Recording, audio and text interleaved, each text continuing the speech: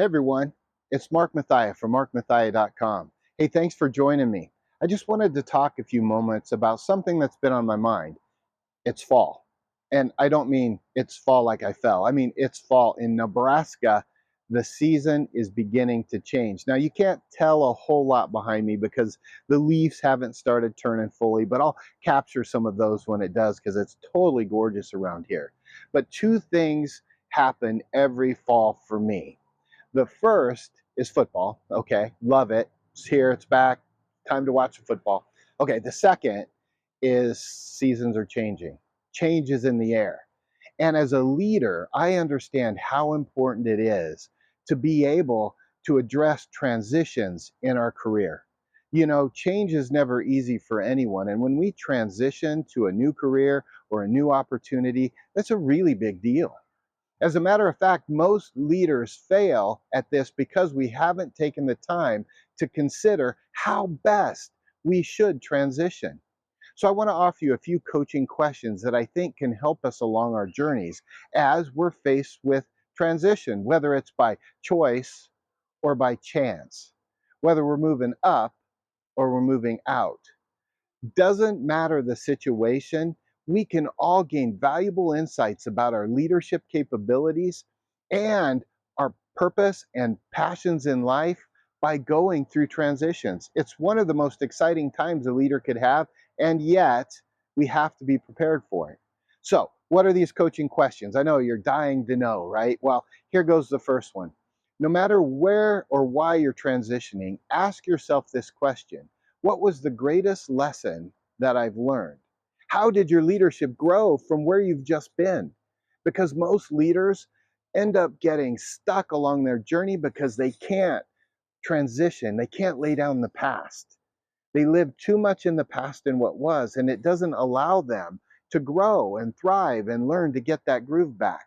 As a matter of fact, most people quit prematurely because they can't get past the past, even though it might have been hard.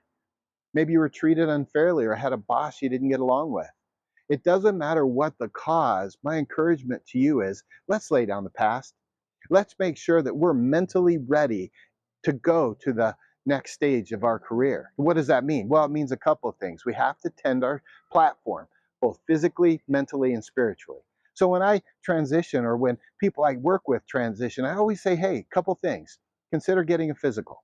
Might as well get a physical, do something. Why is that important? Well, it's always good to know about your health, right? But two, it's also an easy win. By taking that next step, you begin to prepare like a leader prepares. You can feel good about the fact that you've checked on your platform and your physical self is ready to go. Then you want to check on your emotional state. How am I doing? That's where coaching or counseling or whatever it is for you, depending on the circumstances, comes into play. Am I prepared for this transition mentally? Is emotionally, have I let down? Have I been able to let go and begin my transition? Really important. And then third, spiritually, how are you connected with your higher power, right? For me, I'm a Christian, and it's really important that I make sure that prayer and meditation and all of the learning that comes with the disciplines of my faith are in order so that I can be well balanced. Now, that's just setting the stage for transitions. And those are the three areas that I'd like to focus on to get us started. But then we start the transition, and no matter why or what caused the transition, just know this: in order to go up, you first start out going down. It's going to get harder before it gets easier.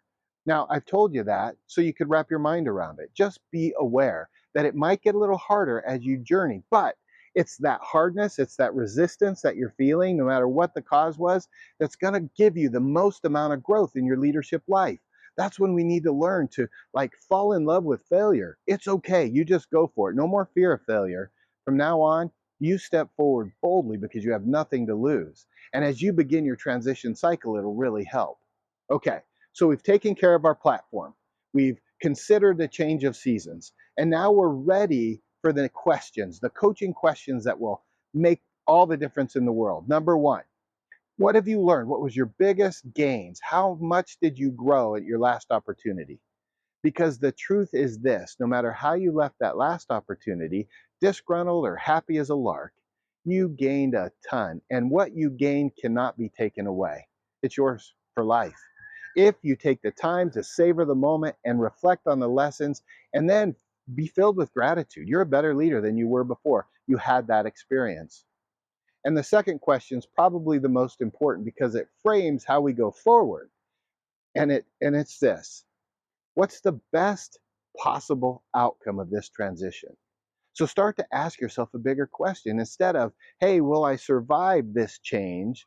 Maybe stop thinking about living in a van next to a river and start thinking about what's possible in your life, who you want to be, how you want to self define yourself, and what career you want to attack next. And then when you start to get some clarity around that, ask yourself, what's the best possible outcome? Well, the best possible outcome is that I take all of the information and wisdom I gained from my last opportunity, I put it into my new opportunity, and it doesn't matter where I start out on the ladder of success at that organization. I will be able to grow my career quicker because I've had this past experience. Experience is our best friend, and you never stop getting experience. We have brain plasticity. Our brain's always working, creating new neural pathways to help you be successful and not just survive, but thrive. And so when you ask the right questions, you put yourself in position to make all the difference in the world as you go forward. So that second question is simple this. What's the best possible outcome? Don't think about barriers, don't think about worries, don't even think about finances at this point. I know that's hard to do. But ask yourself, what's the best possible outcome? Well, I make more money than I had before. I move up quicker than I did before. I have a better relationship with my boss and peers than I had before. And I have an opportunity to really grow even more than I did before. You see, when we start with the best possible outcome in mind, then we set 2 or 3 steps to get towards that. All of a sudden, step by step, we're going to be gaining momentum, and momentum solves about 80% of our problems. I love it when John Maxwell told me that, and I believe it to be totally true. Momentum will solve about 80% of your problems. Okay, well, I hope this has helped. This coaching session and this whole transition and change of season. As the fall's coming in Nebraska, change is always around the corner, but it doesn't have to frighten you. As a matter of fact, as leaders, we prepare for change. That's why we succession plan. We prepare to leave behind the best we had to offer and then go out and make it even better.